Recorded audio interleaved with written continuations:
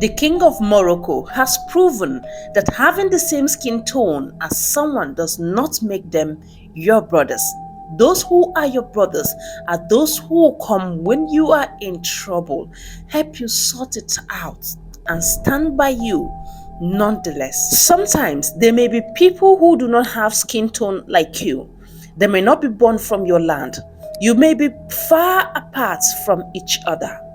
And that is what the king of Morocco has proven to the black Africa. What exactly did Moroccan king do to the black Africa that shocked everyone? Well, in a jiffy, we're going to talk about it. But a bit of the background story. Recently, these three countries, Mali, Burkina Faso, and Niger, have been isolated by other African countries that are neighboring to them, particularly the black African countries. Yes, Morocco is also an African country, but of course, a lot of the times they are not called the black Africans because of their skin tone. They look more like the Arabs. They speak Arab and share more similarities with Arabians than the black African. So if there are people who are supposed to support the vision of Niger, Burkina Faso, and Mali, it should be the black African countries that are neighboring to them, which includes Ghana, Nigeria, Cote d'Ivoire, and a lot of others. But the reverse is the case because recently these three countries decided that they were tired of the Western world. That is the only crime they committed.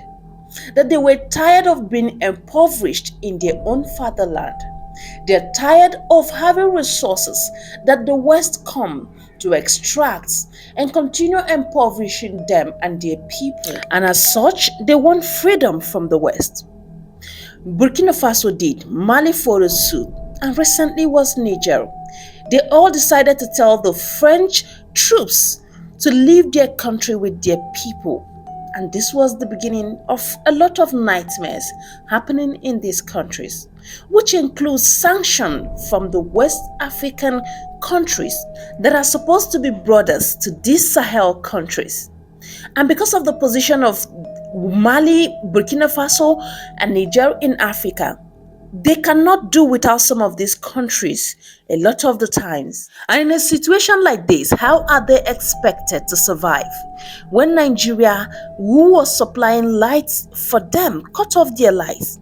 Nigeria, led by President Bola Ahmed Tinubu, said if they would not return to democracy, that they would cut off their lights. And that was exactly what Nigeria did.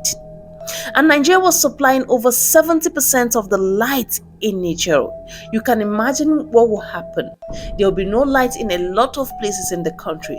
People in the hospital will be suffering. The health will be going down. There was cut off of water supply from other countries. Ghana's Cote d'Ivoire, they blocked their channel, and these countries cannot take their local product through the seaports when everywhere is blocked.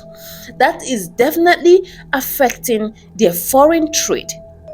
Now, in a situation like this, are the African neighboring West African countries not supposed to be in support of this confederation, Niger, Burkina Faso, and Mali, who wants freedom for the betterment of their people? But instead, we saw the push from the Western world, particularly using ECOWAS.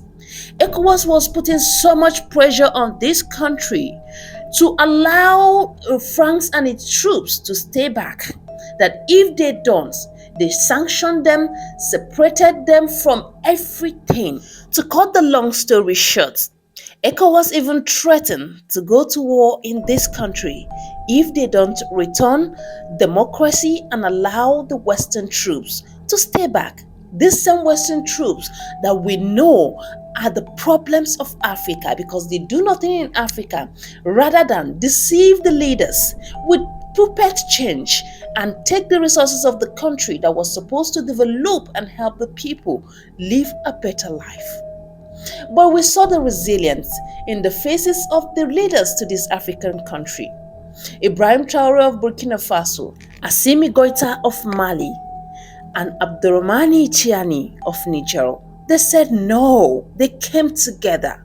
They formed an empire that is getting stronger every day. Despite the sanctions their countries are facing, that is getting stronger every day, these people want a change. They want a better Africa.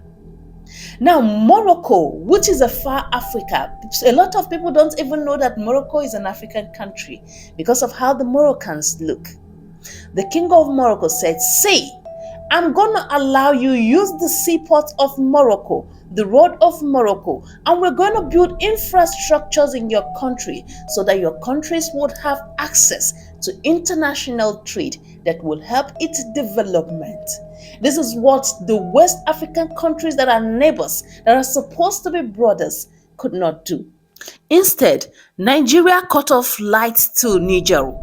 Ghana, Cote d'Ivoire, Senegal, they all closed their seaports, making Niger, Mali, and Burkina Faso more or less stranded. Because if they cannot export anything from their country, how are they expected to generate foreign revenues and grow their economy? Well, they say when one door closes, another door opens. And like I said, the person that would help you might not even be someone who you call a brother. Sometimes it might be someone from far apart from you. So the king of Morocco, King Mohammed, in a speech said that Morocco will grant Sahel countries access to the Atlantic Ocean. And he stressed that this initiative requires an improvement and upgrading of infrastructure within the Sahel countries in order to integrate into existing regional transportation and communication networks. The Royal Initiative aims at utilizing Morocco's road and put infrastructure. King Mohammed explicitly stated that Morocco is willing to put its road, ports, and rail infrastructure at the disposal of these sister countries in support of this initiative. And he stressed that the success of this initiative is going to be a lot because it will help upgrade Niger, Burkina Faso, Mali. This is probably one of the best news these three countries have heard ever since they took this bold step to revolutionize their country and regain freedom from the Western world. Because it's as good as all the sanctions from ECOWAS, European Union, Nigeria, Ghana, the rest of them, Cote d'Ivoire, is as good as useless. Because if they have access to the world through Morocco, they as well as have everything they need and will not need anything from these other countries. It's so unfortunate how Africans behave. Instead of supporting our own to develop, to build, because of probably selfish benefits, some of these African leaders choose to support the West instead of their own. Well, at this point, we are super happy for these three countries that have taken this bold step to be free from the Western world. And of course, by the day, they are making progress. One thing is, when your cause is a cause for good, for humanity, definitely ways are always made.